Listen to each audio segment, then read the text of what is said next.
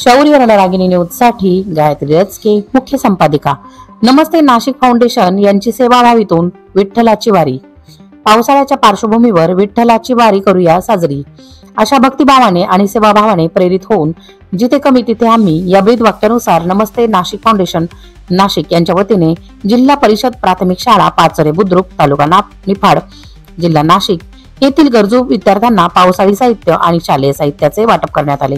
या उपक्रमामागील उद्देश म्हणजे दुर्गम भागातील विद्यार्थ्यांना शिक्षणासाठी आवश्यक साधन सामग्री उपलब्ध करून देणे आणि त्यांच्या शिक्षणात अडथळा येऊ नये यासाठी मदतीचा हात पुढे करणे। मुलांच्या डोळ्यातील चमक आणि चेहऱ्यावरील हसू हाच आमचा खरा सन्मान आहे।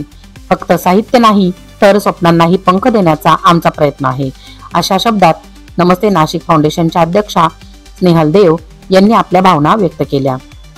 या उदात्त भावनेतूनच विद्यार्थ्यांना रेनकोट, छत्र्या, शालेय दप्तर, पेन यासह विविध उपयुक्त साहित्य वाटप करण्यात आले। एकूण 275 विद्यार्थ्यांना नमस्ते नाशिक फाउंडेशनच्या अध्यक्षा स्नेहल देव, कार्यक्रमाचे प्रमुख पाहुणे कमांडर प्रदीप बागमार व प्रसिद्ध डॉक्टर पल्लवी बागुल यांच्या हस्ते या साहित्यांचे वाटप करण्यात आले। कार्यक्रमात शाळेच्या विद्यार्थ्यांनी विविध सांस्कृतिक कार्यक्रम सादर करत उपस्थितांचे मन जिंकले।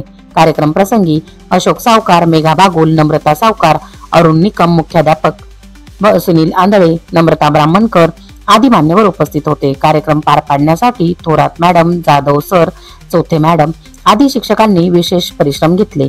श्रीयुत रसाळ सर यांनी आपले मनोगत व्यक्त करताना नमस्ते नाशिक फाउंडेशनच्या संस्थेचे आभार मानले।